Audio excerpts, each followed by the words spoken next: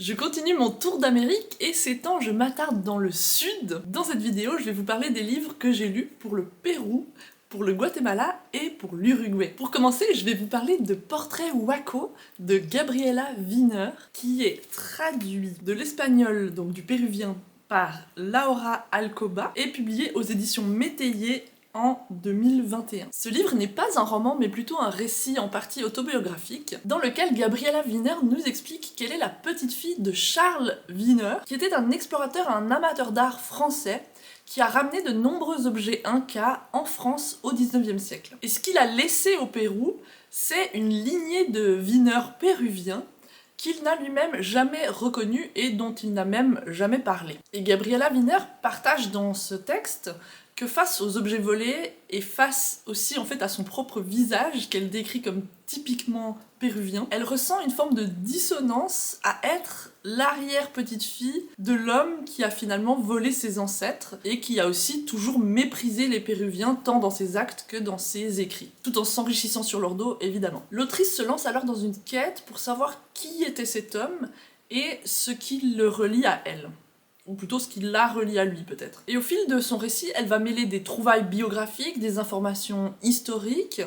mais aussi des éléments de sa propre vie, donc des éléments biographiques, puisqu'elle partage des éléments de son existence, notamment de sa vie dans un couple à Troyes, en Espagne, pays dans lequel elle subit également du racisme parce qu'elle a une apparence péruvienne et parce qu'elle est péruvienne. On a donc aussi en filigrane une réflexion politique en fait que nous propose Gabriela Wiener sur le statut déjà des objets enlevés, volés à des peuples, mais aussi sur le mépris, le racisme qui continue d'exister aujourd'hui envers certains peuples, par exemple les Péruviens.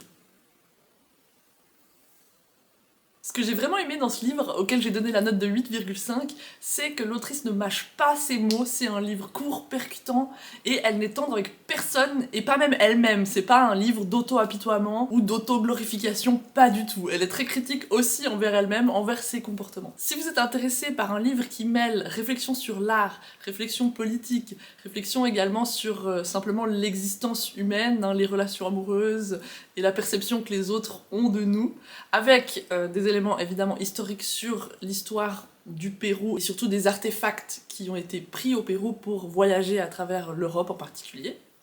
eh bien je vous recommande ce livre et je pense que je ferai aussi une vidéo sur les liens entre art et racisme parce que je lis actuellement pas mal de livres qui font ce lien et j'ai envie de partager ça avec vous. On continue avec le Guatemala pour lequel j'ai lu Tarentule de Eduardo Halfon, qui est traduit de l'espagnol donc du Guatemala par David Fauquembert et qui est publié aux éditions La Table Ronde en 2024, qui est la même année à laquelle ce livre a été publié en guatémaltèque. Ce livre, c'est ce livre qui m'a fait me dire mais what the fuck à pratiquement chaque page. Donc désolée pour mon langage, c'est pas dû à l'écriture elle-même, c'est vraiment dû au contenu, au récit qui nous est fait par Eduardo Halfon, un récit qui de nouveau n'est pas fictionnel, mais retrace une partie de son enfance. Donc le contexte, c'est que en 1981, Eduardo, son frère, sa sœur et leurs parents émigre aux États-Unis pour fuir la guerre civile du Guatemala, mais le père de famille qui estime que ses fils ne suivent pas d'assez près la tradition juive dans laquelle la famille s'inscrit, décide de renvoyer ses deux fils au Guatemala le temps d'un camp d'été, qui est en fait un camp d'entraînement à la tradition juive. Et ce qui démarre comme un espèce de camp scout qui mêle apprentissage dans la nature et apprentissage de l'hébreu et de coutumes juives, va une nuit se transformer en un cauchemar innommable. Le chef de camp, Samuel, décide que les enfants doivent comprendre ce que leurs grands-parents ont vécu pendant l'Holocauste, et pour cela, qu'ils doivent revivre ce que ces grands-parents ont vécu, et ils transforment le gentil camp scout en camp de concentration, avec croix gammée et tout le soin. Dans ce livre, bien des années après, Eduardo Halfon fait face à ses souvenirs traumatisants, pour le moins. Et en fait, il y a plusieurs coïncidences assez étonnantes qui vont faire qu'il va retrouver des personnes qui faisaient partie de ce camp, soit comme participant, hein, c'est-à-dire non volontaire, hein, mais en tant qu'enfant, mais il va également retrouver Samuel, le fameux chef de camp. Je vais pas en dire plus, c'est vraiment un livre dont je ne reviens pas. J'ai pas parlé de la langue, mais c'est également très bien écrit, très fort, angoissant et émouvant. J'ai donné à ce livre la note de 9 sur 10. Enfin, je suis partie en Uruguay avec Crasse Rose de Fernanda Trias, qui a été traduite de l'espagnol d'Uruguay par Nathalie Cerny et publiée aux éditions Actes Sud en 2023. Cette fois, il s'agit d'un roman qui se passe en Uruguay, ou en tout cas dans un pays ou dans une ville qui pourrait ressembler à l'Uruguay, mais qui a été contaminé par une sorte d'algue ou de brouillard, ou des deux, on ne sait jamais très bien, mais quelque chose s'est passé qui a tué tous les poissons de la baie, fait fuir tous les oiseaux, et qui rend malade les humains. Ce qui est extrêmement frappant dans ce livre, c'est qu'il a été écrit avant la pandémie de Covid-19, et que pourtant il semble décrire de manière assez stupéfiante ce que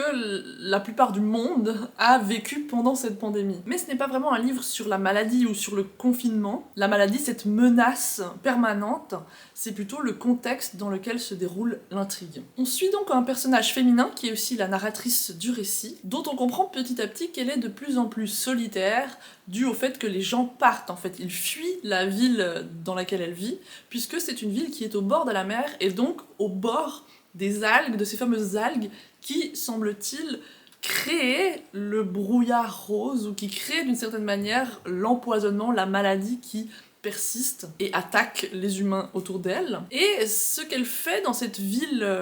désormais relativement morte, c'est qu'elle accueille un enfant affamé, pas au sens de qu'il n'a pas assez à manger, c'est le contraire, c'est qu'il a tout le temps faim,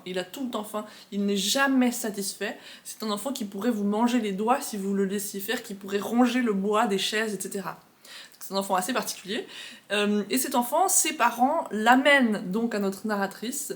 pour quelques semaines, pour qu'elle le surveille, pour qu'elle le garde. On ne comprend jamais très bien pourquoi les parents de cet enfant font ça, ni vraiment pourquoi la narratrice a accepté ce travail, si ce n'est que ça lui permet de gagner de l'argent, qui pourrait lui permettre de s'enfuir, mais elle n'a pas de volonté de fuir. Bref, c'est assez difficile à expliquer comme intrigue, enfin je dirais que c'est même pas vraiment une intrigue, c'est plutôt qu'on suit l'existence de cette femme dans cet univers toujours menacé, menaçant, et dans sa relation avec cet enfant, mais aussi avec les quelques personnes qui sont encore dans la ville. Et en parallèle, il y a vraiment la question de la nourriture, puisque la nourriture devient difficile à trouver, les animaux sont partis, et que cette ville en particulier, et bientôt le pays entier, ont recours à une espèce de pâte rose, un amalgame de restes de viande, qui est fabriqué dans des usines dans la même ville où elle habite. Je suis pas sûre que je vous ai donné une bonne idée de ce que c'est que ce livre, mais j'ai trouvé en tout cas que c'était une forme de dystopie intéressante, avec un focus sur la question de la menace pandémique, qui je pense nous parle maintenant à toutes et tous. Et j'ai donné la note de 8 à ce roman. Voilà pour mes nouvelles lectures américaines, je continue bien entendu mon tour du continent, je pense même que vu le rythme auquel je vais pouvoir m'attaquer aux îles que j'avais d'abord mises de côté en me disant que ça ferait peut-être trop. On va voir. Merci à toutes celles et ceux qui continuent de me donner des recommandations de lecture pour l'Amérique dans son ensemble. Ça m'aide vraiment. N'hésitez pas à mettre un pouce si vous avez aimé cette vidéo et à vous abonner si vous voulez voir ce que je fais d'autre. À bientôt!